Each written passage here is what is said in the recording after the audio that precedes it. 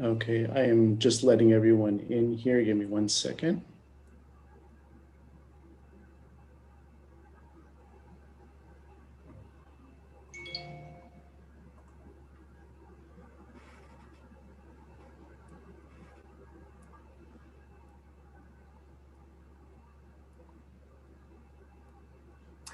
And Ruben, you'll just need to make me host again.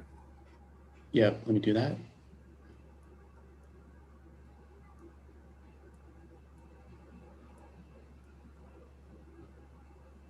Thank you.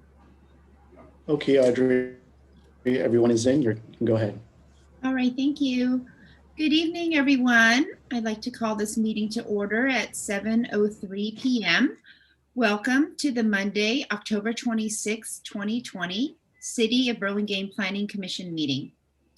For all in attendance this evening, please note that this meeting is being streamed live on YouTube and will be uploaded to the city's website after the meeting.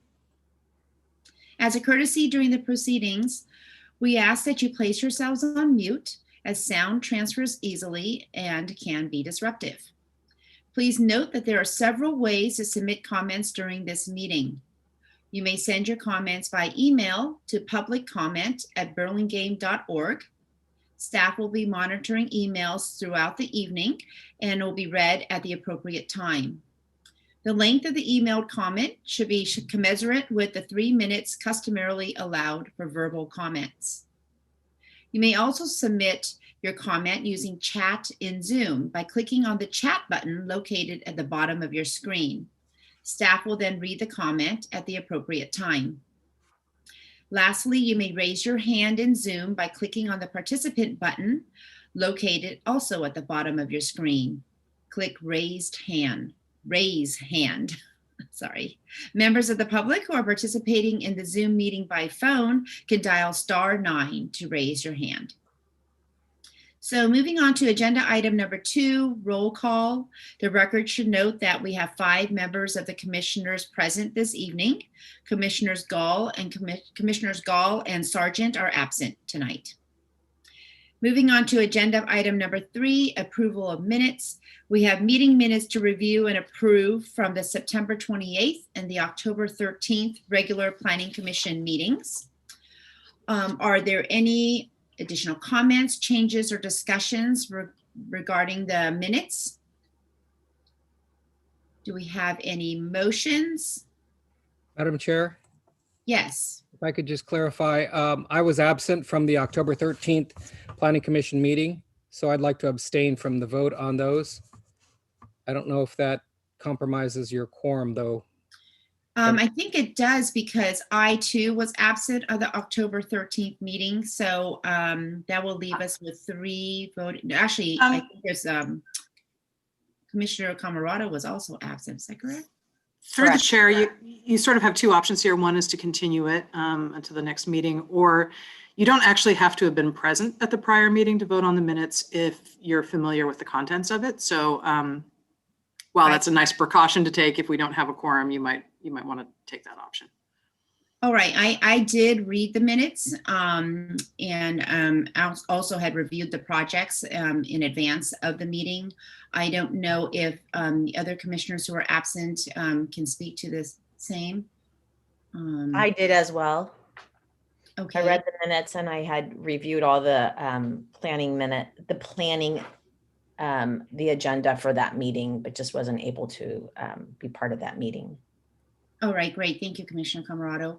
Commissioner Toronis? No, I'm sorry. I'm gonna continue to abstain. Sorry about that.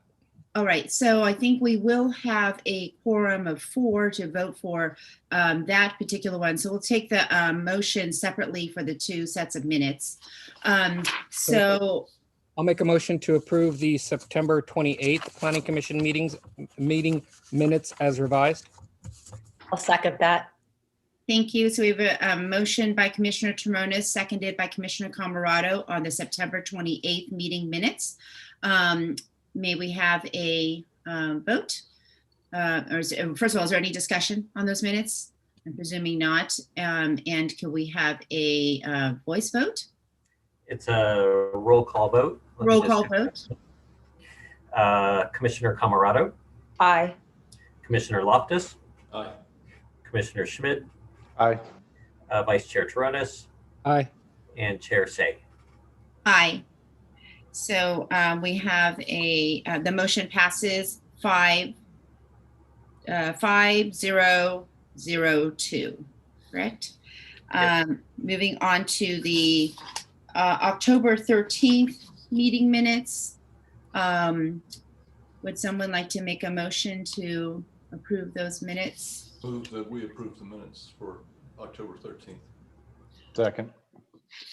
Okay, thank you. I believe we have sorry. Hold on, I'm trying to, no wonder I'm not seeing anybody's faces. It's on another screen. Okay, so that was, I believe, a motion by Commissioner Loftus or Schmidt?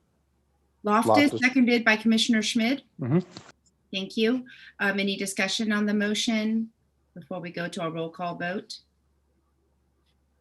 Okay, may we please have a vote? Commissioner Camarado, Aye. Commissioner Loftus,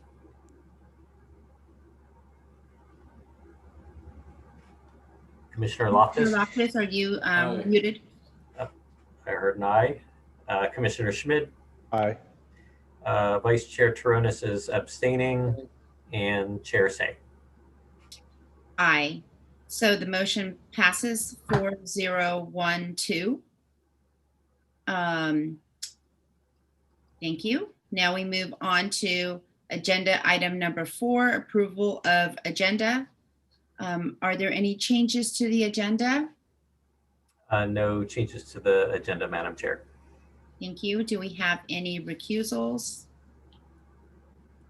Seeing none, we will move forward to agenda item number 5, public comments for non-agenda items. Members of the public may speak about any item not on the agenda. Members of the public wishing to suggest an item for a future Planning Commission meeting agenda may do so during the public comment period. The Ralph Brown Act, which is the state local agency open meeting law, prohibits the Planning Commission from acting on any matter that is not on the agenda. Speakers are limited to 3 minutes each. A timer will sound at the end of the time. Please speak clearly into the microphone. Do we have any members of the public who wish to speak on any item that is not on our agenda?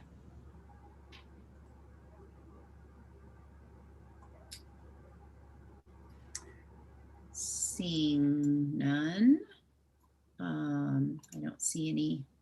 And Yeah. there are no emails and no chats. All right.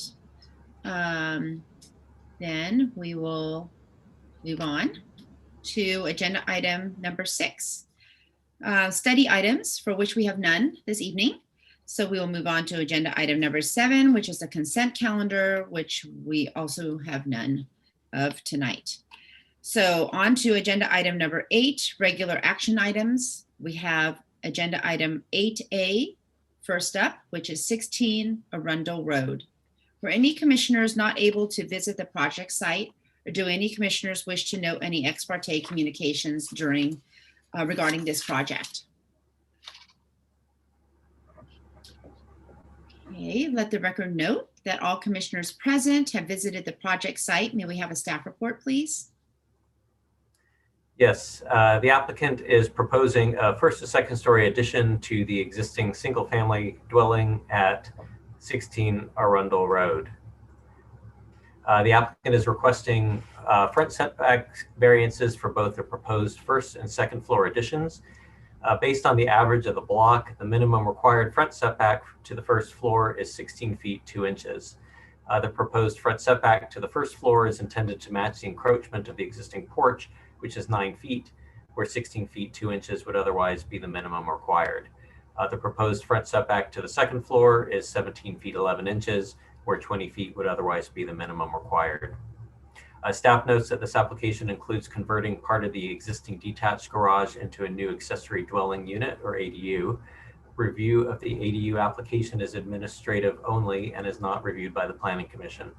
Staff has determined that the ADU complies with the city's ADU ordinance. The Planning Commission reviewed this application as a design review study item on September 28th, and the applicant has provided a response letter and revised plans to respond to the Planning Commission comments.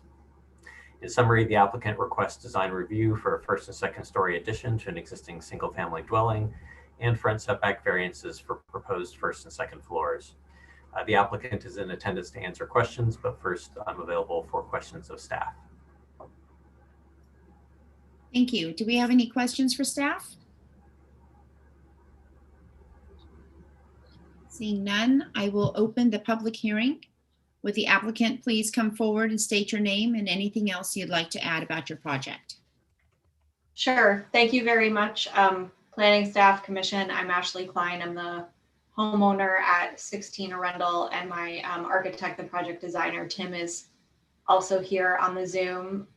Thanks so much to all of you, and also to Michelle, who's not here from the planning department, for all of your support. We took into account all of your helpful and constructive comments from the last meeting, and we centered the windows on the gable ends. We reduced the roof pitch, and we confirmed with the planning department office that the porch is not further encroaching. Basically, we're just extending that roof horizontally. Regarding the second floor, Tim and I played with a few different options to push back the second floor, and it was very challenging to make the roofs come together and to keep that swoop that you see. That's sort of an integral design element on the second floor. I know one of the commissioners kind of urged me to think about using more of my lot. And I just want to bring up the fact that I have a great relationship with my neighbors, the Condons. And if I were to build my house further back on my lot, I would wall in their daughter's bedroom, which has a southern exposure. And so Tim and I worked really hard to try to keep the second floor on the same footprint that I'm on, taking into account any negative potential impact on them. And so I would just ask you guys to consider that, because if I lose the square footage in the front, I would have to push the house back. And I think that's something that I don't want to do, and also something that they would prefer that I not do too. But I welcome your comments and feedback, and I don't know if anyone has any questions. Are there any questions for the applicant? Commissioner Taronis. Yeah, thank you. Just a couple of clarifications on the drawings. So Ashley, I don't know if this is for you or for Tim. If I look at the rear elevation, the small bay that's over the master bath, the exterior elevation is showing that as a hip roof that then engages the main roof. But on the proposed roof plan, it's shown as a shed roof. So am I correct? Well, which is proposed? Is it the roof as shown on the exteriors and the roof plan just hasn't been updated? Or is it what's shown on the roof plan? Tim can speak to that. That was the dormer we had to change to accommodate the request to reduce the roof pitch. So I think we probably just didn't get one of those. There is an error on the roof. The roof plan is not correct. We would have to change it to match the elevation. So the reason we had done that is because we decreased the pitch, and the shed dormer would not work anymore. Sorry, that I will make that a correction for FYI with the planner. You can work that out with planning. I don't know if it rises to the level of an FYI, but I just want to make sure it's clarified that what we're seeing on the elevation. Thank you. And then the only other minor, but I think is a minor one, if I look at the right elevation on the driveway side, back in the area of the, hold on. In the area of the dining room, that window that's back there, if I read, there's a small note that says bay bumped out unit, and it looks like there's some corbels, but if I look at the floor plan, it doesn't seem to show any sort of bay that's bumped out. Is that just going to be a regular window, or what's going to happen on that window? What I wanted to do was just use 6x6s and just create a little bump out. I can also make that a change in the plans. Okay, I think it adds some nice texture to the elevation. So It does. what we're seeing on the elevation, that's what you want to Correct. do. Okay. Yes, Okay. I agree. It looks very nice from the outside. All right. Well, then again, if this moves forward, I would just, you can work that out with staff as to whether or not it needs to come back as an FYI or not. But okay, thank you. Thanks.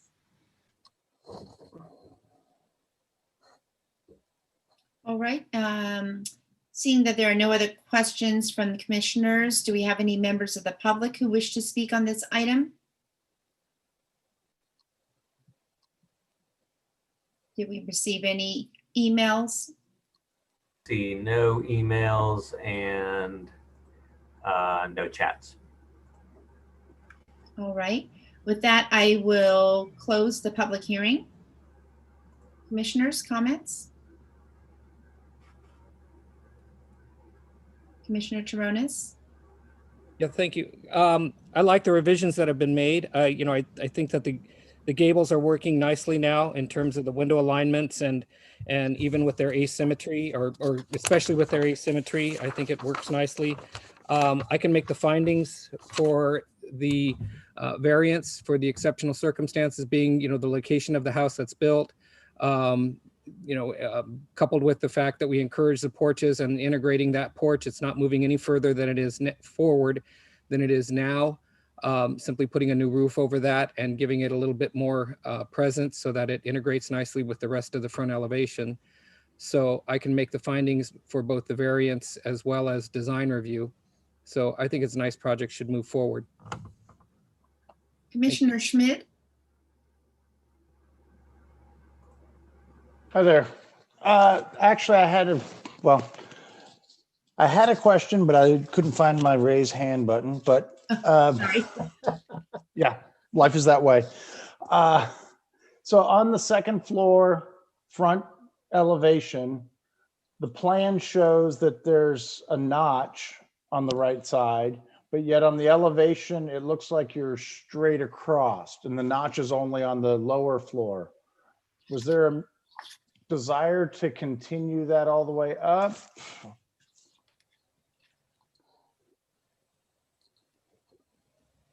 Commissioner Schmidt, can we get to the floor plan to confirm where you're talking about?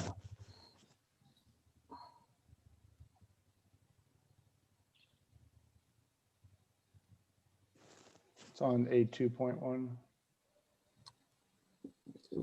Yeah, they don't show the floor plans on the copy here.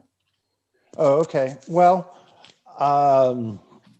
so in bedroom number 2, you have, you know, there's a little 2 foot by 18 inch or 3 foot by 18 inch notch on the second floor that just doesn't show in your elevation. And if you tried to do the notch, I think it would mess up your elevation. So I think it's your plan that probably you're going to want to look at. Yeah, can you just hold here for a second? Let me get to it right here.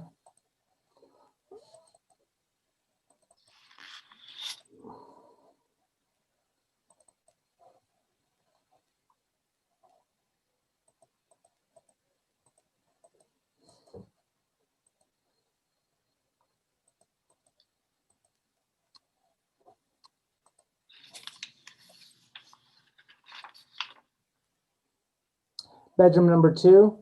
Yes.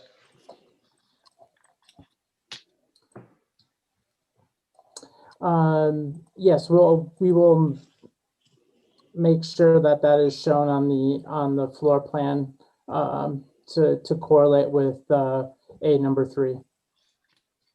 Okay. Otherwise, I think it's a lovely design. I was supportive of it last time when it came through the study session. I feel that the second floor being at the same face as the first floor there in the front is an appropriate solution. So I can find for the fact that the variance on the front, the second floor setback, and I'd like to see the project go forward. Thanks. Thank you. Commissioner Camerado? Yeah, so I like the changes that you've made. I love the house. I think you did a great job with it. And I also can find the findings in the staff report and approve those findings. Commissioner Loftus? Well, since I can also make all the findings recommended in the staff report, and everybody else seems in support, I move that we approve the project. Second. All right, we have a motion by Commissioner Loftus, seconded by Commissioner Taronis, was that? Yes. Yes, and is there any discussion on the motion? Again, I would leave it to staff to determine whether or not those final corrections or revisions have to come back as an FYI. And may we have a roll call vote, please? Yes, Commissioner Camerado, Aye. Commissioner Loftus, Aye. Commissioner Schmidt, Aye. Commissioner Taronis, Aye. and Chair Singh. Aye. So the motion passes 5002.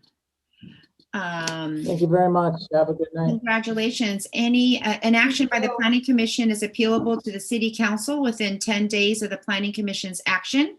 If the Planning Commission's action has not been appealed or called up for review by the City Council by 5 p.m. on the 10th day, the action becomes final. In order to be effective, appeals must be in writing and must be accompanied by an appeal fee of $1,075, which includes noticing costs. Again, congratulations. All right, moving on to agenda item 8B, 1870-1876 El Camino Real. Were any commissioners not able to visit the project site, or do any commissioners wish to note any ex parte communications regarding this project? I will note that I met over Zoom with the applicant and the architect on the project. I did as well, Madam Chair. Had a Zoom meeting to just get a preview of what we're seeing this evening. Thank you. All right, let the record note that all commissioners present have visited the project site. May we have a staff report, please?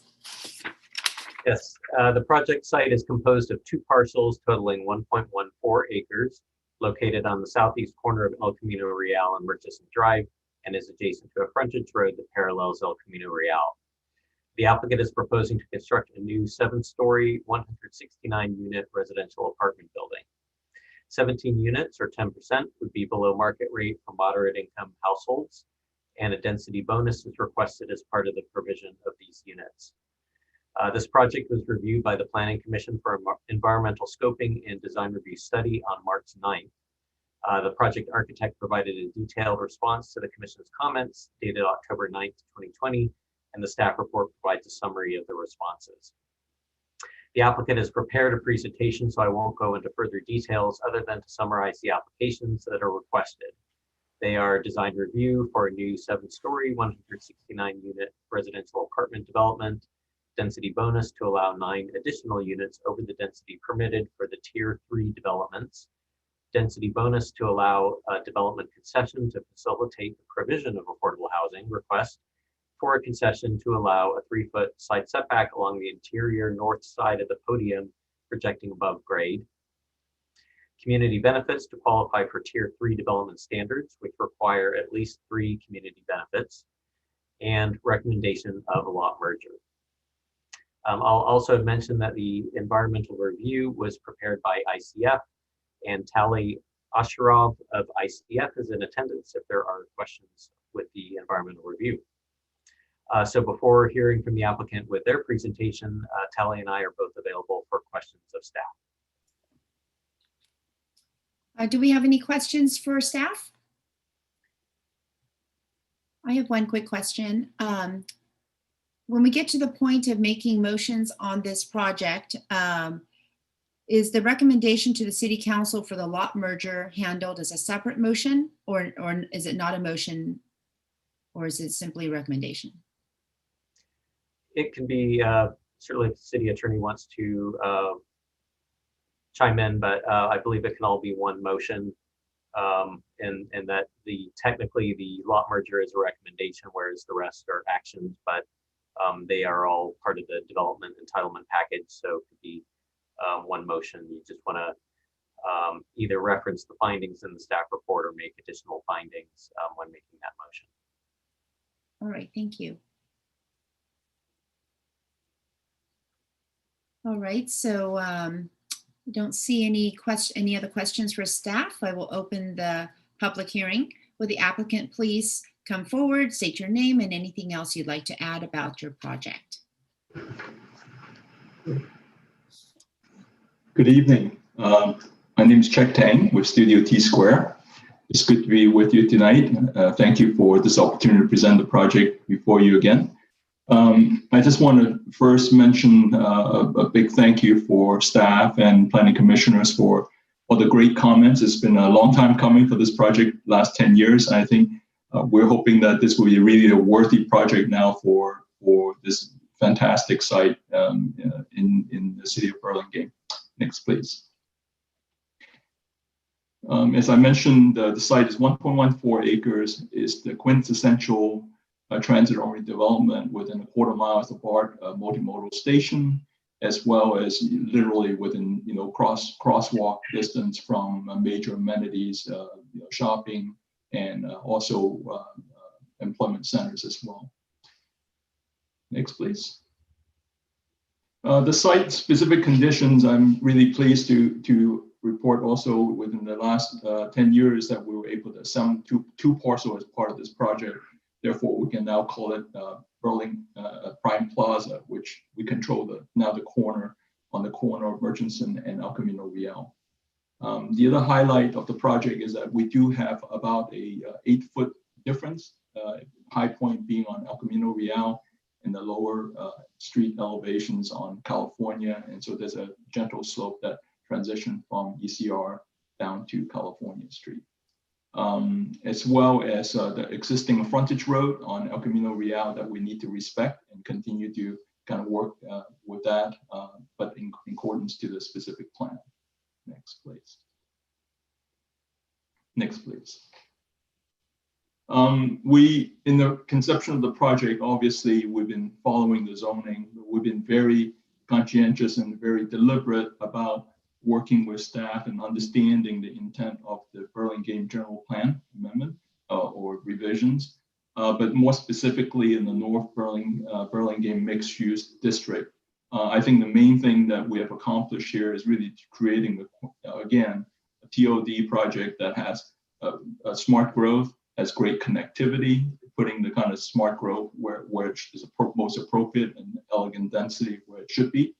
And also creating kind of livability within the project that connects to the greater project area and the entire district. Next, please.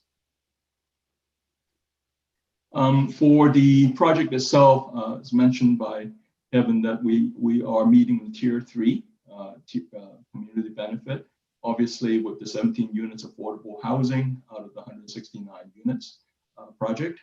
We're also providing a significant public plaza on the corners, 2,100 square foot plaza right at the junction where the Murchison and ECR or the frontage road meets.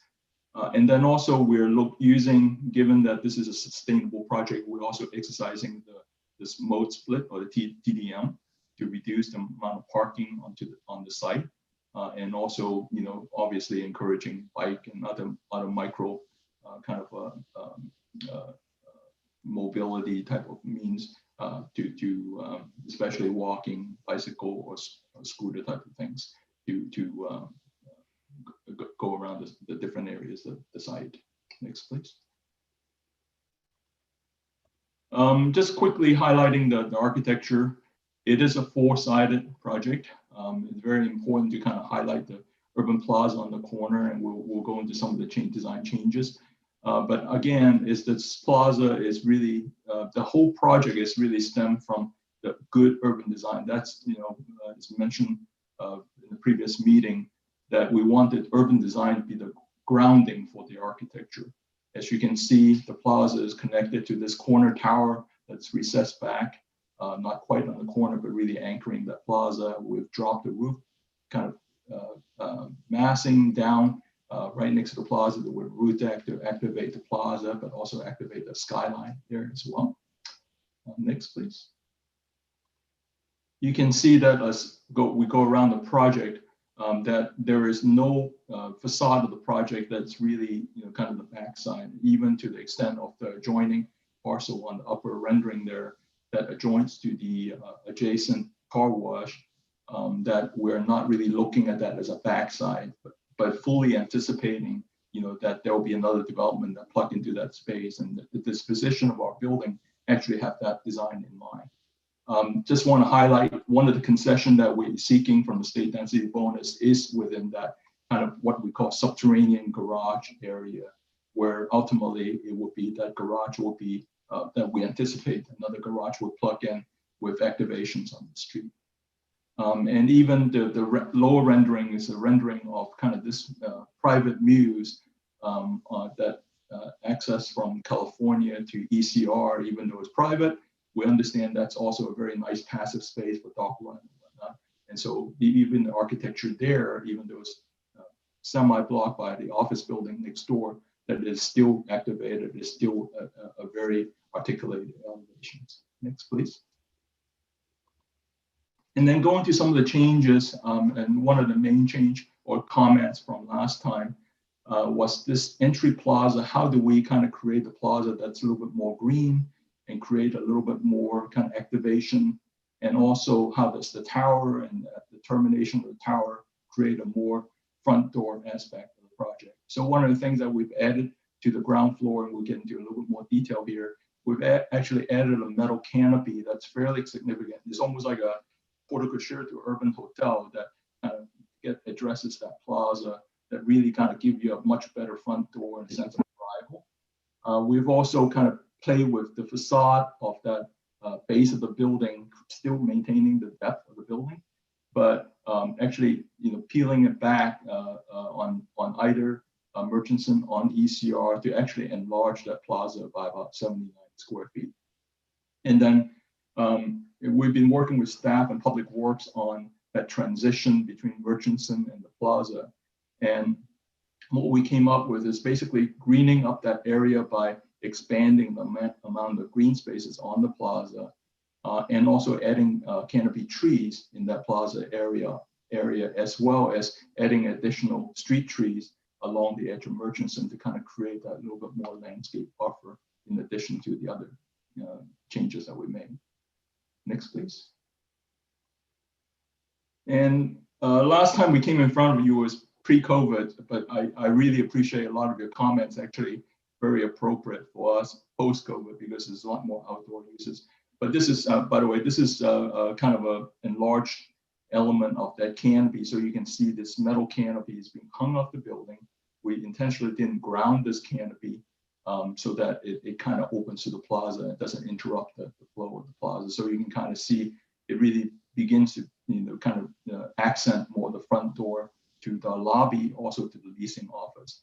And I think part of it is, again, these outdoor spaces and having a little bit of cover area, I think it makes it a little bit more intimate, a little bit more visible, in addition to the seating out in the plaza area, that there's a little bit of shading element. Next, please. And the program, as you can see, is, I jumped the gun a little bit, but in terms of the uses that we were doing on the interior of the building now not post-COVID, while we're still in COVID, one of the considerations that we're looking at is adding additional roof terrace in addition to the one on the northwest corner. We're actually adding one within the pool area so that we can activate the outdoor spaces, private outdoor spaces within the project, creating a little bit more working areas for people working or going to school at home. Next, please. This is a detail of the roof deck. So the one on the lower left is actually the new one that we've added on the kind of the interior of the project. The reason why we designed it this way is to create these part of working areas so that residents can use those areas as outdoor meeting space or working space. The one that is on the northwest corner facing the plaza, we've kind of designed it so that it could be a little bit more community space, maybe a family or a smaller group can actually kind of book that as a singular space for a little bit of community space. So the programming of those roof decks are slightly different. One is more working space, the other one's perhaps a little bit more community gathering space, but a small gathering space. Next, please. Programming, there was a commentary about this new lifestyle, but at the time we didn't anticipate that new lifestyle would be so drastic, and so it's very really timely comments. So within the second floor of the project, while we're maintaining the double height volume and not affecting the exterior architecture and having these high bay kind of frontage on the streets, we have added on these kind of mezzanine spaces that allows for more of a flex use on the second floor that still can participate in the main space, but down below. One of the key elements of designing these additional spaces, we have articulated it so that it has natural light and natural air. So there's natural ventilation, there's operable windows in these spaces to kind of augment the interior ventilation as well. And then for the gym, most of the gyms are getting closed down. So one of the things that we want to do is add a yoga room so that those yoga rooms could actually be, maybe reserved privately for exercise use. So again, it's a response to the comments, but also responding to the new lifestyle that we need to live with these days. Next, please. On the landscape element, we were asked to consider the pool location. We've looked at it in terms of the limitations, but also kind of a balance of solution. That the pool is much less frequent use, so we actually err on the side of having the more active outdoor spaces still positioned where it is and keeping the pool where it is. But one thing that we did enhance is within the pool deck area or the pavilion or the kind of lounge area, chair area, we actually compartmentalize it so it could be a little bit more privatized, a little bit more segregated. And then in the seating area, right outside of the lounge area, we used to have a communal table. And I think this goes to, again, this new lifestyle of working so that we actually have more tables and a little bit more segregated area. So even those outdoor areas could be used during the daytime or nighttime for working or studying, become a lot more accessible to use for more parties. Next, please. One of the questions was mentioned was last time was, how does the wind screen or the wind buffering work from the northeast area? So our landscape architect has devised this notion of this planting, shrub planter in addition to a taller screen so that we can have kind of this wind buffer to the pool within the project and also the seating areas. There's double purpose to that. One is for the wind, buffering the wind, but also the other one is visually blocking the view from looking into kind of the adjacent property until it's redeveloped. And also creating a nice transition in the event that that project gets completed. There's a really a strong notion of separation, but not really having it as a like a firewall. So next, please. And then this is another comment that came up was we consider additional EV charging, but one of the things that we've come to terms with is it's really important to kind of provide those EV charging station early on in the really the completion of the project. So what we have proposed here is actually by code we're required to do 5% EV charging station, 5% EV ready. But ownership has decided that as soon as the project is completed, we will provide all 18 of those parking spaces EV charging station, not EV ready, but EV charging station right up front. I want to highlight also, as been mentioned in other projects, that the lobby and the bike station and the bike kind of service area is also along the northeast corner, so we have easy access to the BART station. And also another comments that came up in our discussions was for Lyft and Uber drivers drop off that is actually the service area on California that would really work very well as a temporary drop-off. In addition to that, the frontage on the frontage road on ECR also allow for some angle parking, temporary parking for loading passengers from our project. Next, please.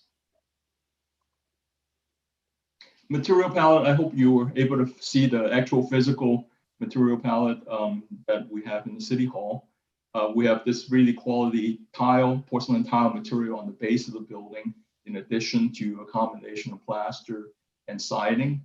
One of the things that we want to highlight is because the code issue with having this really tall building, we're actually substituting this kind of this Nichiha panel along this kind of wooden fin and also the softer condition, so that we don't end up with a long-term maintenance issue with siding. But the rest of the building will remain siding and plaster, and so there's much more details on the elevation markups. The window system is a VPI window.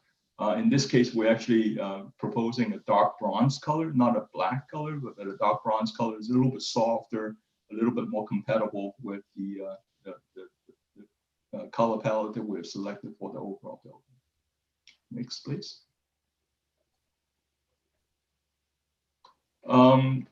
We're just really pleased that after a decade that we're coming back with I think a project that's of the appropriate density, hopefully the appropriate design for this whole district and for Burlingame. So our whole design team is here to answer your questions. There were landscape architect, civil engineer, and answer your questions as well. And then there's a finished slides with a thank you. So thanks. Thank you very much. you. Thank you. Do we have any questions for the applicant?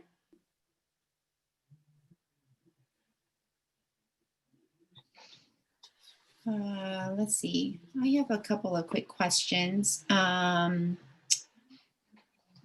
porte cochere that you're talking about, I know you mentioned that it's metal framed.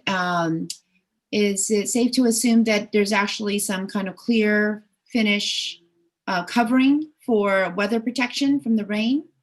Yes, we're actually looking at maybe opaque glass, or kind of a translucent glass, so that you don't see through all the dirt and grime that's on top, and it's easily clean from at that level with just a lift. So Great, yes. great. It will allow light infiltration, Right. But not the dirt. Right. Not visibility of the dirt. Okay, great. Just weather protection. I would think it's important at that location. And then couldn't see from the elevations very clearly how the ventilation of those spaces, those flexible workspaces that you were talking about on the second floor, are those exterior vented spaces or interior vented spaces? They will have interior mechanical ventilation, but the reason why we have this kind of a L-shaped, kind of a wrap around to the exterior skin is because we do have operating windows, operable windows on the outside. So you could actually open those windows like a residential unit, not like a commercial office building where you are completely reliant on mechanical ventilation. So. Okay, so the plan is that for all of those spaces, there is exterior ventilation, access to. Exactly. Okay. Well, it will be augmented by natural ventilation on the outside. Mm-hmm. Okay, thank you. All right. All right, so I see that there are no questions from my fellow commissioners. Oh, yes, Commissioner Loftus. Yeah, just one quick question. The adjacent site, do you happen to know what the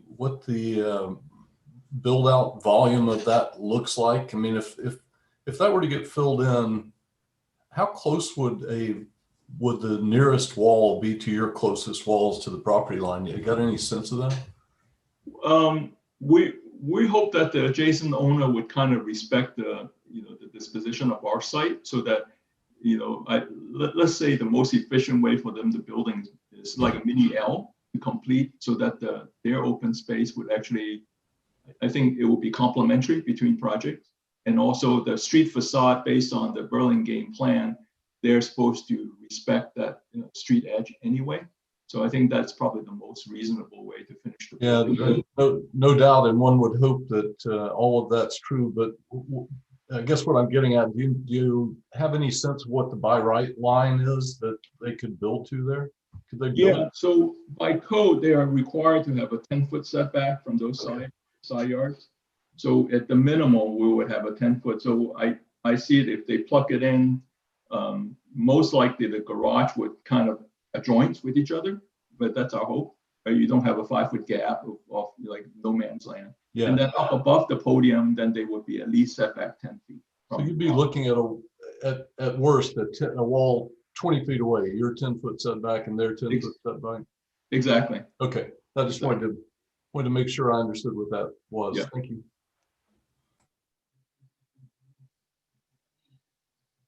All right. Do we have any members of the public who wish to speak on this item?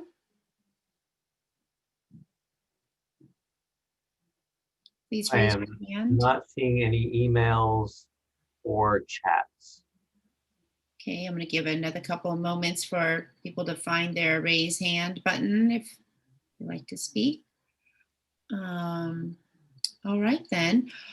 With that, I will close the public hearing. Commissioners, comments? Commissioner Taronis? Yeah, thank you. Well, I found myself absent of questions primarily because I think the architect and the developer did a really good job of addressing the issues that we asked them to at the study meeting. Quite frankly, I was very impressed with the presentation and with the design the way it stands now. We asked them to revisit or visit in a little bit more detail the plaza spaces and the open deck areas. They've done that. We asked them to revisit the common areas, the meeting rooms, the workout rooms and areas of those sorts to see if they can give them a little bit more energy. They've done that. I like the way that they've done that and added those to the project. The pool cabana is a nice study, and I think as the architect check had indicated, it adds another area for outdoor use for the residents. And then the wall at the rear, they've done additional study and added more detail. So I think they've addressed the things that we're looking for. I think that the entitlements are fairly straightforward based on what we put in place with the general plan for the north end. So I think that the project should move forward at this point. Thank you. Commissioner Camerado? Yeah, I agree with Commissioner Taronis. I went also to look at the material board today. I did have a little bit of a concern about, let me see, I just wrote it down. The cement board siding. I was wondering if there's any chance just to see a bigger version of that. It felt a little weird, and I don't understand the look, how it's going to look. I don't know if there's any way to get some sort of either a bigger piece or an example of what projects you might have done it on before. I'd like to see what that cement siding kind of looks like on a building. Okay. May I respond to that? Yes. Oh, yes. Yeah. So our intention is, as we while we're under construction, that we'll be doing a fairly large mock-up of the different materials and finishes. So I'm hoping that will be also giving the commissioner and also staff kind of final look at the system that we're proposing here. It's a little bit hard to see on that board. We gave you kind of the system, but without the paint, and it's out of scale, so it's very hard to judge from it. That would be great. Thank you for that. Sure. Yeah, I too had that same question, so I appreciate that. Thank you for that approach. Any other comments from commissioners? I too wanted to resonate with my fellow commissioners have stated. I feel that you've really taken to heart every comment that we've made at our last go around and over the years. We really appreciate that attention to detail, really making the the whole development in the space really usable for the public, for the tenants, and enjoyable. I appreciate the addition of the second roof deck. And especially those flexible workspaces on the second floor. I can see all of them being put to good use. There's probably going to be some type of management plan on how to schedule time and use of those spaces. Also appreciate that you have made more EV spaces available. And I don't know if you were saying that you would be making more EV ready spaces, or just that there would be the 18 EV spaces from the get-go. At this time, we're just proposing that 18, but it's having those 18 ready day one. Great, wonderful. I like the location of the bike storage closer to the transportation mode. So many things that I think are really wonderful about this project. The kind of corner element, the recess back, it just defines a really strong element for the corner, but making that public plaza very accessible and at a human scale that I think will be enjoyed by many. So I too want to thank you very much for working so hard on designing this project to such great detail. And I also too can see it moving forward. But moving on to some other commissioners' comments, I see Commissioner Loftus has his hand up. Yeah, I just want to say thank you for addressing our comments, and I want to just go on record as saying how much I like this project. It does some really important things. These sites that have been, recently designated for the growth of the city need these kinds of catalyst projects as they start to grow. And this is a very, refined architecture that does all the right things that it needs to do with regard to urban design that sets the stage for the future growth of the area. And so I just want to say how much I like it for those reasons. Thank you very much. Thank you. Commissioner Schmid? Yes, I want to agree with all of the commissioners. I think that the project looks really good. It is a large scale project, and it's really hard to get the fine detail in there and get all that information in there in such a project. And I appreciate all the work that you guys have done. The drawings were very clear, and the process has been easy to follow. So I really appreciate the effort that you guys put in. Thank you. Thank you.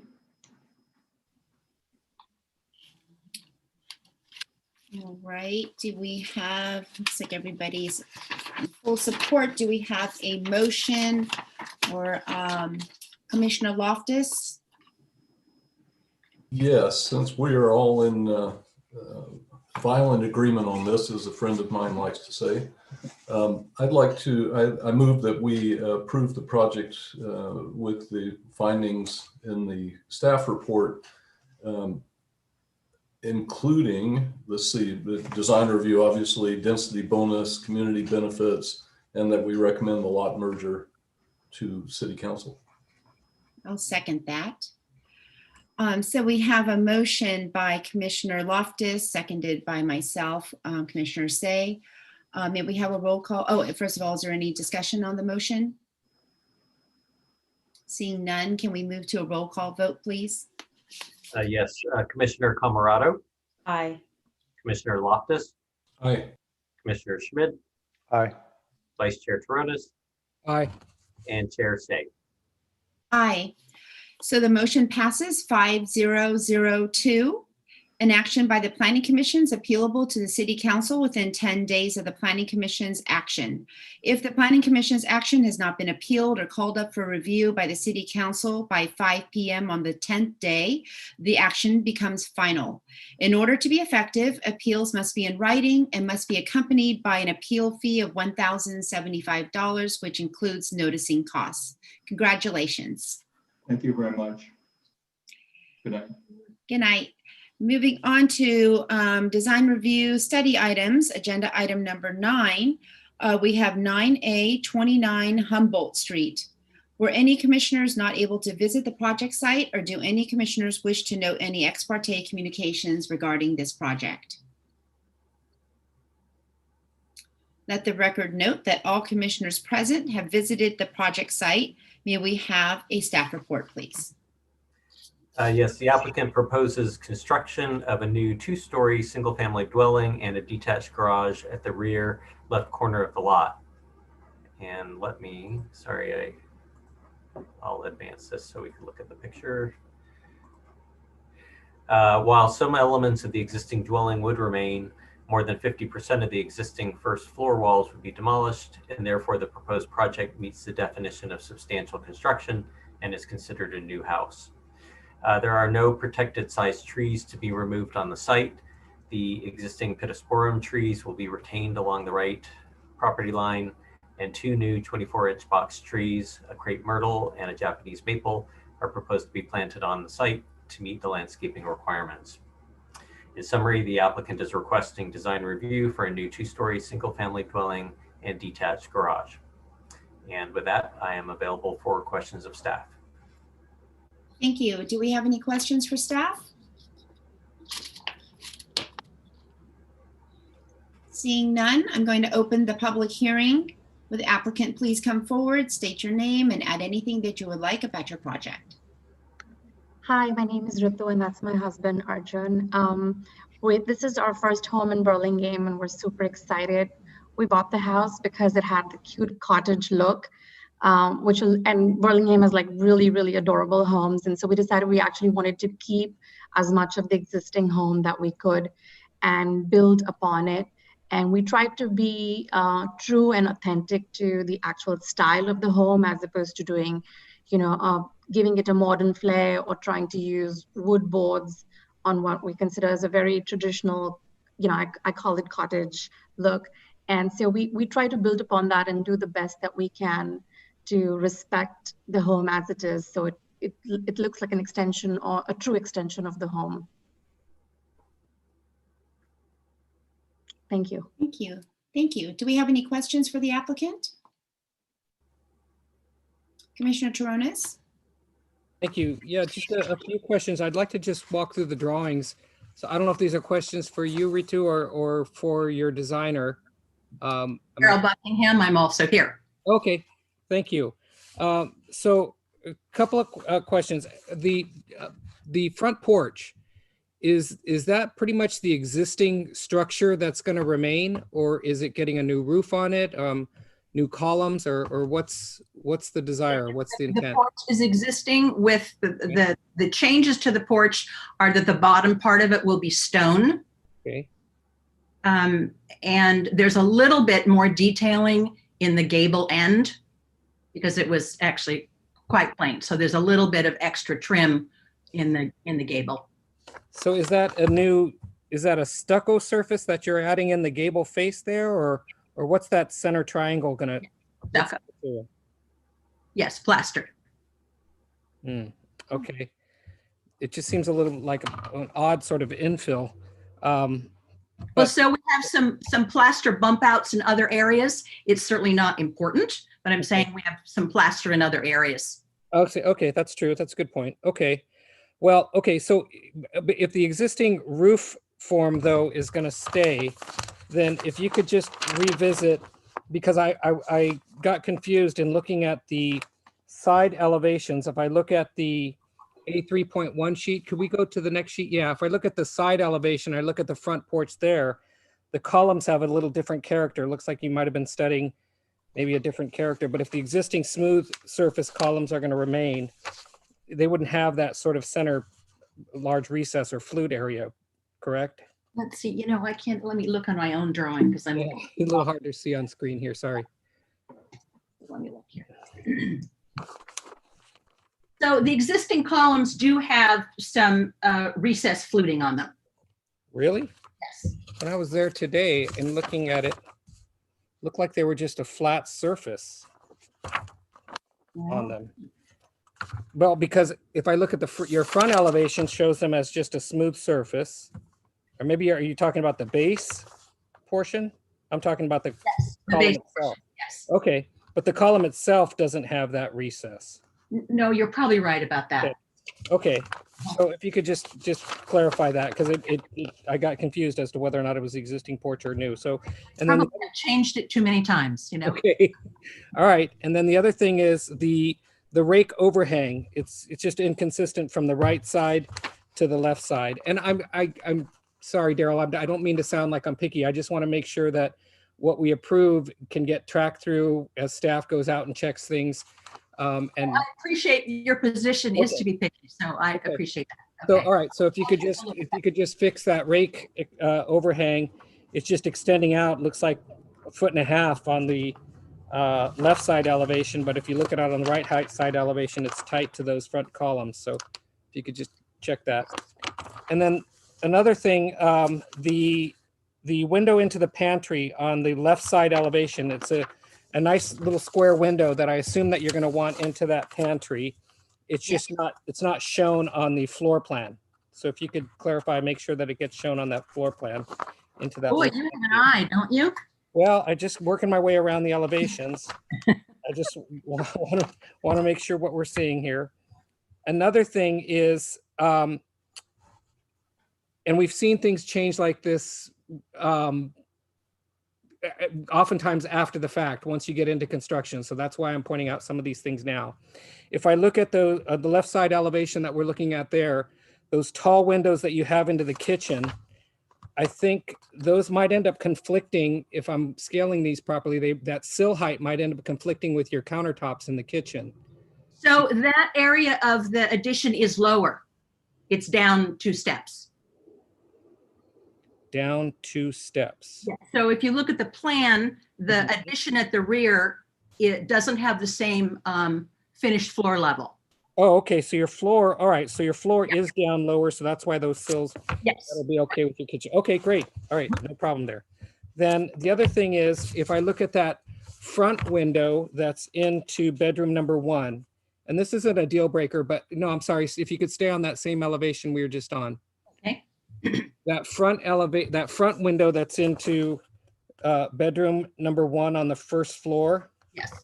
I think if you move that window to the left, and you know, windows don't always have to be aligned and centered, but if you move it over to the left and center it under those windows up above, I think you might end up with a better chance for an optional bed wall in that bedroom number 1 if that window is shoved over just a little bit. It happens that that's where the window is, but I'm glad to move it. Yeah, I think if it centers there, it would help compose this elevation a little bit. Sure. So, okay, all right. If you're amenable to that, I think that's great. I thought about it. And then I think, and then on the rear elevation, if we could look at that sheet, the A4 sheet. So on the rear, is there any reason why those windows in that bay couldn't be centered on that? The window on the second floor, I'm pointing here on my screen as if you can see me, but the window on the second floor and then that bay on the first floor, you know, shouldn't that be centered? Take a look at the plan, but I, like you, would tend to line things up. So there probably is a reason. Let me look here. Okay. Because if it's centered and moved over to the left a little bit, well, yeah, it depends. So the reality is that it's sort of the center in the kitchen, and then the bathroom upstairs. It's the center between the two sinks. Okay. So it really makes sense on the interior, and I understand your desire to center things. But especially because the wall is wider at the bottom, I am not bothered that they don't line up. Okay, I think there's ways to work that out both in the master and in the kitchen, but I'll defer on that. Thank you. All right, those are my questions. Thank you.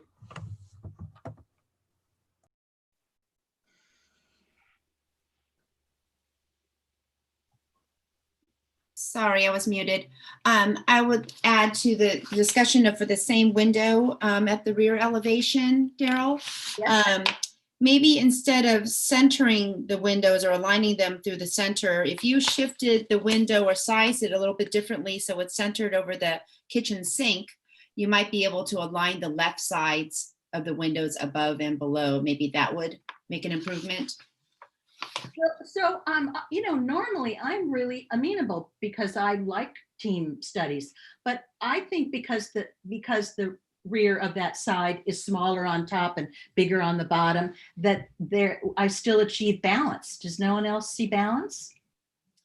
I think because it's neither centered nor aligned on anything, it just looks asymmetrical when other parts of the home look so balanced. And especially since you have that that gable right over that little window. Sorry? I'll try tweaking that a little bit and see what happens. Okay, just a suggestion. Thank you. Commissioner Loftus? Yeah, so I guess I'm jumping in with comments because sometimes we do this funny thing where questions turn into comments, and it seems to me that we've gone into comments and not questions. Is that okay? With me, sure. Yeah, Do you have a question, Commissioner Loftus? No, I don't have questions, but I haven't heard any questions really. I've heard a lot of comments, but very little questions. So if we're doing comments, I'll comment. But if you want to wait, I'll comment. Questions. Through the chair, I'd suggest that if this is something where you anticipate a colloquy with the project, where you want to be able to discuss it with the designer, then it makes sense to do it now. If it's something where it's just providing guidance for when this comes back, then that might be more appropriate. I'll wait. Thank you. All right. Seeing no other comments from the commissioners, is there anyone from the public who would like to speak on this item? Just Did we get any checking. emails? No emails and no chats. Okay. With that, I'm going to close the public hearing. Commissioner Loftus, would you like to speak now? Yes, now it makes some sense to me. So I'm going to start by saying, I'm going to reiterate that I am not a fan of the large windows on side-facing stairs against property lines. I lose that battle every time, but when you're walking up and down stairs, you're looking out the windows, especially if they're large windows, directly into something in your neighbor's property, and I'm not a fan of that. So I'll register my objection here, and that's a practical matter. And then I want to get a little bit philosophical. So I find the stucco bays very odd. And in part, it's because they're cementitious. Stucco is a cementitious material. And, conceptually, this stuff has gravity. It has weight. And gravity is a lens through which architecture has always been read. It makes architecture legible. And to see this cementitious material floated in the side of a wood wall, I find just very, very strange. It's not a deal killer, but I wouldn't do it, and I think it's a bad design decision because I think it's saying something that is not true. It's just like flying in the face of gravity. The other thing that I would say is that stair, the stair as a cementitious material makes some sense because it's grounded. It's sitting on the ground, and the cementitious material with this conceptual gravity makes some sense. Other than that, those two objections, I think this is quite a nice house, and it's well articulated and it's masked well. So that's it. I'd like to talk just for a moment about your theory. So I, as you're saying it, I sort of said to myself, well, I can't actually disagree with that. But so see what you think about this, that what I was trying to do was make some portions a little more important, sort of like this is important, and then that bump out has, the other bump out has that. And so it's sort of, instead of having it continuously siding, I thought, well, that I sort of find that interesting. But you're not finding it interesting, you're finding it incongruous. Oh, no, I find that it totally distinguishes these pieces of the building. it just does so in a very, very odd way. It's done all the time, but it's done in a different way. You never see stucco. It's rare to see stucco floating in the middle of a wall surface that's made of another material, unless it's another cementitious material, because it makes no sense with respect to the lens of gravity, which is how we read architecture. So I find that interesting. And I think it's interesting also because I think the homeowner's choice would have been to just have it siding. And I was saying, well, let's push this a little bit. So I am open to the homeowner changing my mind. So I'll chat with them about that. Thank you, Daryl. So our public part of this item is closed. So I'm going to reserve the rest of this time for commissioner comments, but thank you for joining in there for a second. Okay. Are there any other, Commissioner Toronis? Yeah, I generally agree with Commissioner Loftus. What I find particularly odd is the plaster in the front gable pediment. It starts to feel like an infill or like a retrofit of something that had to get repaired, and a contractor just found it easier to put stucco in than some sort of siding or other ornament. It's just sort of an odd occurrence. You know, I get the idea of tying it into other areas where there's plaster, but it just feels odd in an area that would otherwise have some refined ornament other than just plaster. I agree with Commissioner Loftus that the stair element seems to work as a piece, not only because it's grounded, but also because it has some depth, it has some dimension where it, on the upper floor, it turns back to meet that side wall. The only other, and I categorize these comments in the realm of details. We're at a point where we're refining a project that is otherwise a nice project. So what this tells me is that the massing is working nicely, the plate heights are working nicely, the setbacks are fine, etc. So we're at the point of refinement. So I think that's a good thing. On the rear elevation, yeah, I look at that gable piece, that two-story gable piece, as a nice element with its asymmetry. And again, I would say the same thing that we had on a previous project, that with that asymmetry, the asymmetry of the sort of kick out on the right side on the lower level works because of the strength of the center of that gable, you know, the center being from the point of the gable on down.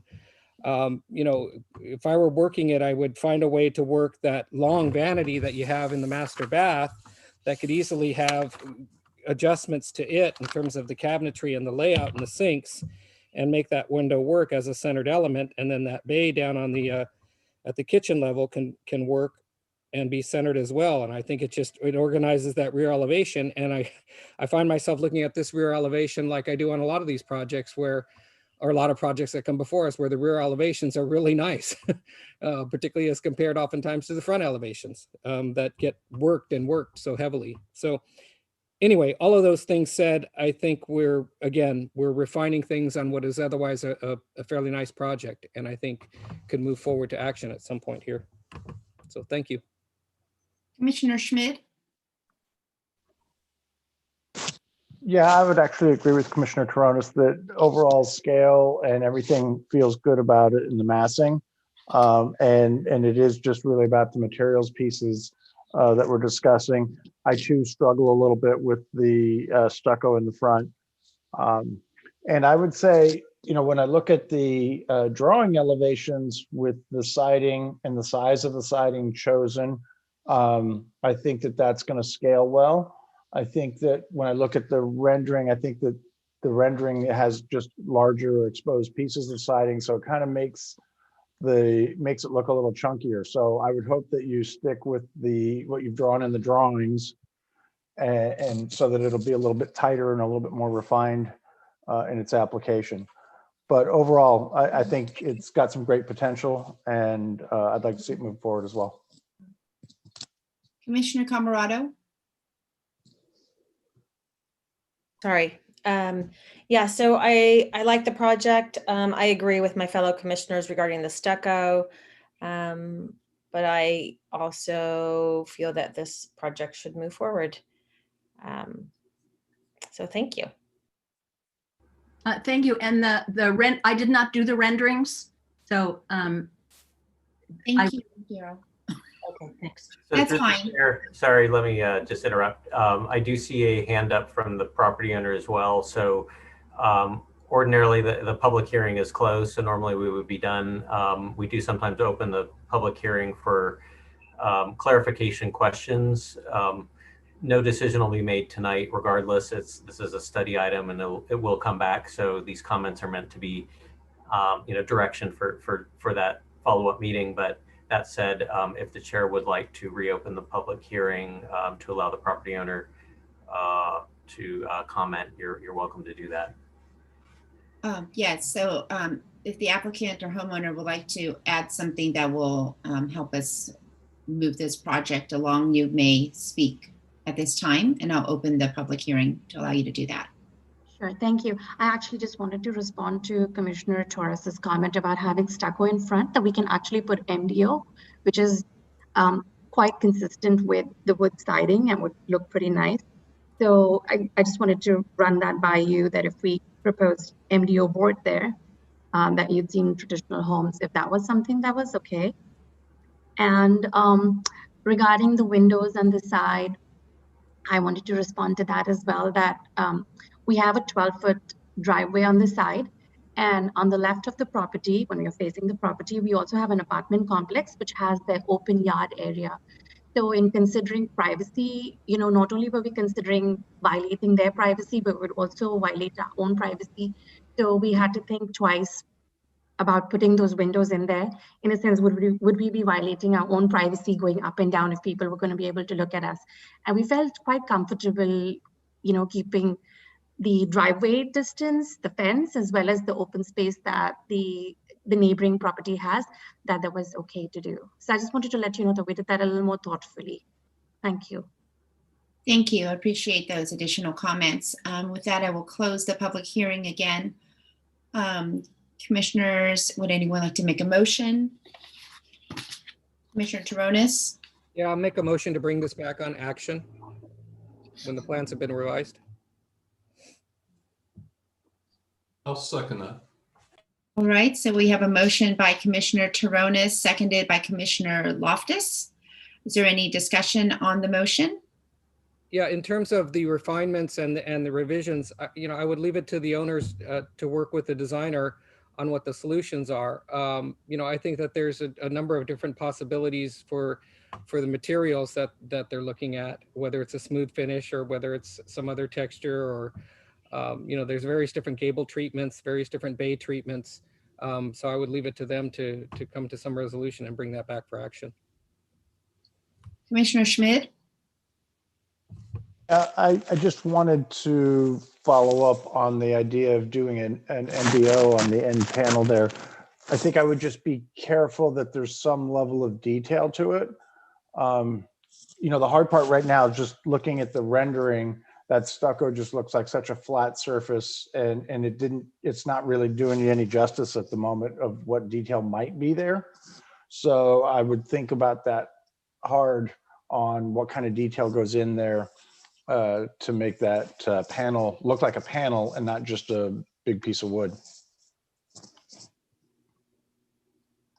Thank you. May we have a roll call vote, please? Yes, Commissioner Camerado, Aye. Commissioner Loftus, Aye. Commissioner Schmidt, Aye. Vice Chair Taronis, Sorry, aye. and Chair Say. Aye. The motion passes 5002. This action is not appealable. Thanks, everybody. Thank you. Moving on to item 9B, 708 New Hall Road. Were any commissioners not able to visit the project site, or do any commissioners want to note any ex parte communications regarding this project? Commissioner Schmidt. Yeah, I visited the site and I had a chance to talk with the neighbor at 712 on the left side. Just as a chance running into each other in the street, and no real objections to the project at all, only support. Thank you. Let the record note that all commissioners present have visited the project site. May we have a staff report, please? Yes, the applicant is proposing to replace the existing house at 708 Newhall Road with a new two-story single-family dwelling with an attached garage.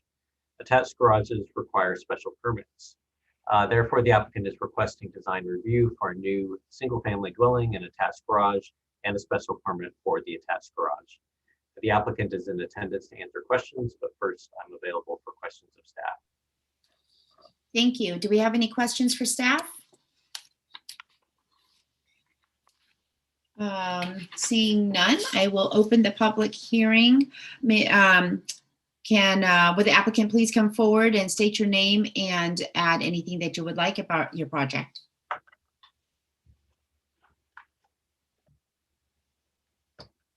Is the applicant here for this meeting? Maybe you're muted. My name's Matt Niasmich. I'm one of the owners of the project. Do you hear me? Yes. Yeah, so, I'll wait for any questions, but, the kind of one thing that's unusual, from our perspective about this project is the attached garage. So I thought I'd kind of address that up front. We thought, this is a big, flat, kind of special lot. And, the real thing that we're trying to highlight is the yard. So, having the attached garage gives us the ability to really maximize the yard.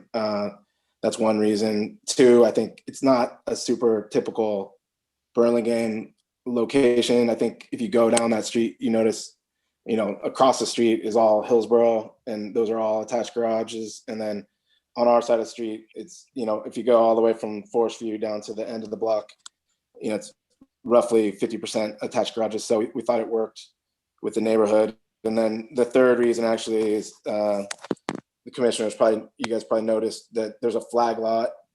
There's a house that fronts the street to our right, and then behind it, another house. We felt by doing the attached garage and, building closer to the property line with this design versus having the more typical side driveway on that side, we're able to kind of orient, your attention away from that rear, house back there, which I think works for both of us. We kind of use that back family room area, the single story element, as kind of like a privacy shield between our two kind of houses. And I think I talked to them about it. They appreciated it. And, that was kind of one of our thoughts on that. So kind of threefold what we were thinking. It's a big lot. It's still a big house. We're kind of paying the price on the square footage by not maxing it out, but we thought it was important to maximize the yard and deal with that, the privacy with the flag lot situation there. Thank you. Do we have any questions for the applicant? Hi. James Chu, would you like to speak? Yeah, I just want to say I'm here and Sure. to answer any question you may have. Thank you. Any questions? Commissioner Tronis? Thank you. Yeah, just a couple minor questions, I guess, for James. On the front porch, generally no objection to what, looks like a shed roof on that front porch, but, it's got to kink and flatten out in order to tuck under the window up on that second floor. Did you look at a solution that just had a simple gable at that front porch, or is this something that you and the owners are kind of latched onto? We thought that, I'm sorry. Okay. Sorry, my dog just came in. I guess we try to make that window above the entry porch a little bigger. Okay. That's where we have we flatten the roof. But we definitely can revisit that. It just feels okay.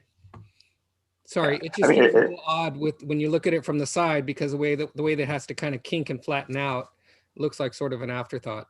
So if you could take a look at it. I will. My only other question then is on the right side elevation. If we could go to that next sheet. It's just a minor thing on that bay at the garage on the right elevation, the one that's right next to the door. All of the other little bays that you have a little bit of a rake overhang, and that's just drawn straight flush. I'm assuming that's We- gonna be the same as all of the others. Correct, it should be. Okay, yeah, if you could just fix that. when it comes Sure. to action. Okay, thank you. Thank you. Commissioner Schmidt? Yeah, hi. On the front elevation, I was wondering if you'd, between the window and the garage door, it seemed like there's a design opportunity there. It's a fairly, tall two-story surface there.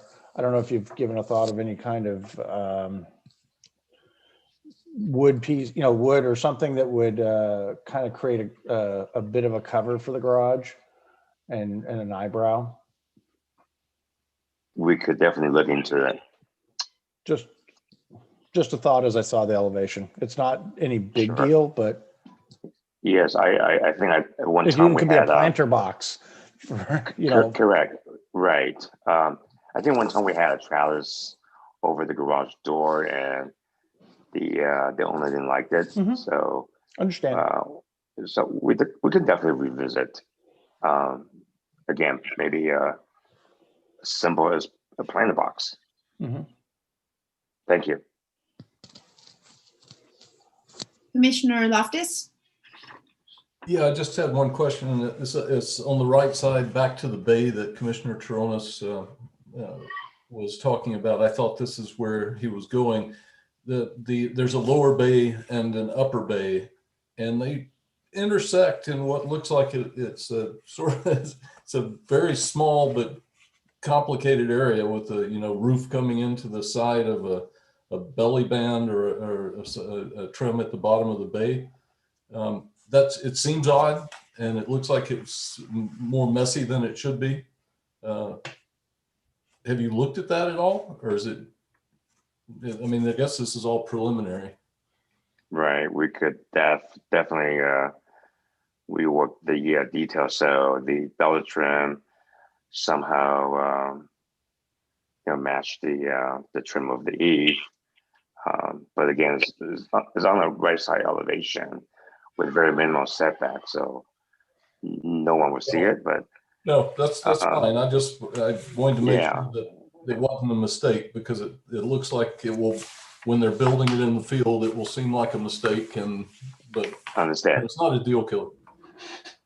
Thank you. Yeah, James, on the same detail or area, it looks like the bay upstairs is protruding further than the bay down below, at least on the side, from the front elevation. Oh no, I mean from the side elevation, but the front elevation, it looks to be the opposite, and at least that the roof and the gutters protrude proud of the bay. So there's something there going on. Correct. And again, that may be drawing error that we need to fix. Okay, great. All right, would anybody in the public like to speak on this item? Let's see, checking email, no emails received, and no chats. All right, with that, I will close the public hearing. Commissioners' comments? Commissioner Loftus? Yeah, the obvious thing is, because we were picking nits, that means that the project is, as we talked about in the last project, this is a matter of refinement. I think it's a really nicely articulated project, and it's got good scale, and it's a very interesting building, and we were just picking nits. So, I'm sure they will resolve themselves as you get farther along, but I think it's a good project. Commissioner Toronis? Yeah, I agree with Commissioner Loftus. I think it's a nice project. I could also make the findings for the special permit for the attached garage. There's a pattern in the neighborhood it's consistent not just with the existing house. Granted, it's going away, but it's consistent with the dominant characteristics of the block or that area in general. Commissioner Schmidt? Yeah, I agree. I can agree with the findings for the attached garage. I think that seems appropriate with the neighborhood that's there. And I think that just my only comments would be those areas that we did just hit on the right side, and then that and the roof over the entry do seem a little odd in the drawing and probably just need some more exploration. But otherwise, good and ready to go. Commissioner Camerado? I agree with my fellow commissioners. I don't have anything else to add. All right, Commissioner Loftus. Yeah, and it won't be fair of me if I don't make the objection again about the large stair windows looking into the neighbors. So I will make that comment again. Commissioner Charonis?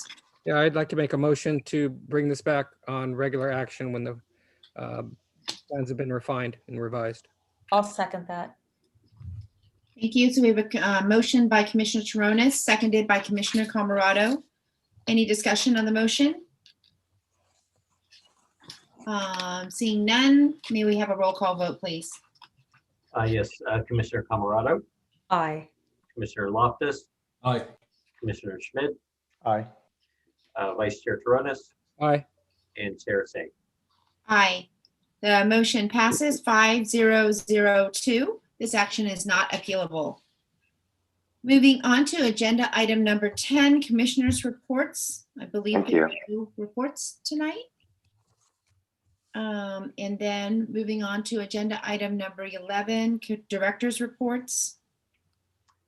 We have 2 directors' reports, or I would say one is a director's report and one is a city attorney report. I'll start with the director report. Director report is that, as you may or may not recall, the Planning Commission is also the Historic Resource Commission, and that will become relevant in the next meeting. I'll backtrack for a second. On November 2nd, the City Council will be reviewing a resolution that will establish the Burlingame Local Historic Register. This is something that's mentioned in the historic preservation ordinance that the city has in the municipal code, but we have not actually officially created the local register, even though the ordinance describes it. So in the next City Council meeting, there will be a resolution to officially create that local register. And then the next stop with the Planning Commission is that what's driving this is we have a request from the post office project at 220 Park Road to be listed on the local Burlingame register. So this will be a process that the Planning Commission looks at, wearing its hat as the Historic Resource Commission, to basically accept this application to be added to the local Burlingame Historic Register. We'll provide you with all the kind of guidance on how that works, but wanted to give you a preview of that, starting with this next council meeting, passing the resolution to establish the register, and then the kind of various steps with the Planning Commission serving as the Historic Resources Commission to review an application to be added to that register. Thank you. Any questions about that? No, you're going to tell us how to do it, right? Yes, and we will tell you how to do it. If we say no. There'll be a step for it. Basically, it'll be the same meeting times and days. You'll just act in your capacity as the Historic Resource Commission. And that comes with a raise from 0, right? Double. Actually, I was threatening that you should have literal hats so that when you're acting in your historic capacity, you all put on like page boy hats or stovepipe hats or something like that. Seems appropriate. So if that counts as a raise, then yes, Commissioner Loftus. And with that, we do have a city attorney report. So if I can hand it over to City Attorney Kathleen King. Yeah, I just want to say this is my last meeting as Burlingame City Attorney and as a City Attorney, period. It's a little bit weird. I'm feeling very nostalgic, but for those of you who are here, and I'll communicate separately for the 2 who aren't, I just want to say thank you. You guys are a great group. It's been an honor and a pleasure to work with you and struggle with you through all the various things that It's been a journey, and particularly Commissioner Taronis knows, because you and I have been here for the whole thing, every last day of it, and Loftus close to that. So anyway, I just want to thank you all and let you know that I'm really proud of Burlingame, and it's one of the things that when city attorneys are meeting, there's a lot of scuttlebutt about how our respective commissions work, and Burlingame's is well respected. So I want to thank you for the good work that you do and for the great personal and professional pleasure it has been to work with you these many years, and wish you luck in the future. I will be logging in under suspect avatars and making the occasional random public comment. So if you see somebody with an odd name, be suspicious, and the video off. That's probably me. Will you share with us when is your actual last day? My actual last day is Friday, November 6th. So I have one more council meeting, and then Scott will be taking over as interim city attorney. I don't need to tell you that you guys are in great hands with him. And the council's will be doing a search as well for a city attorney. So I don't know how those can take a while. But I think in the interim, you'll be well served by Scott, and please do keep in touch. And, I'm happy to hear from any of you anytime. And if you happen to be breezing through downtown San Francisco for some reason, especially once we're all back in our respective offices, do let me know, because there's a coffee shop right next to us. So it would be great to say hi.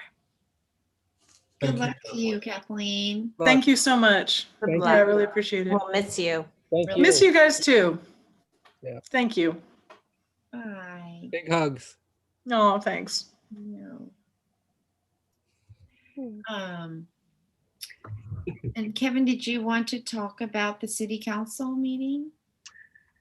So yes, just in terms of the last city council meeting, the change to construction hours was adopted. So it's just some slight variations in how we look at exceptions that are requested, as well as allowing earlier starts in the Rollins Road, Bayfront Commercial, and Innovation Industrial, or what we have called Inter-Bay Shore up until now. And then also the City Council reviewed the 1766 El Camino Real project.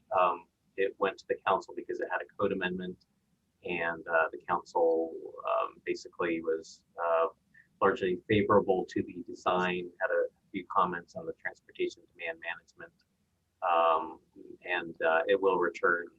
It's when there's an ordinance involved, it's always a two-step meeting with the city council, so that project will return for a final approval or final action at the next city council meeting.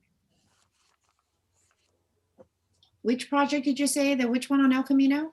It's 1766, so it's the kind of used office with the 60 residential units on top, which Planning Commission recommended approval, and City Council will take final action on November 2nd.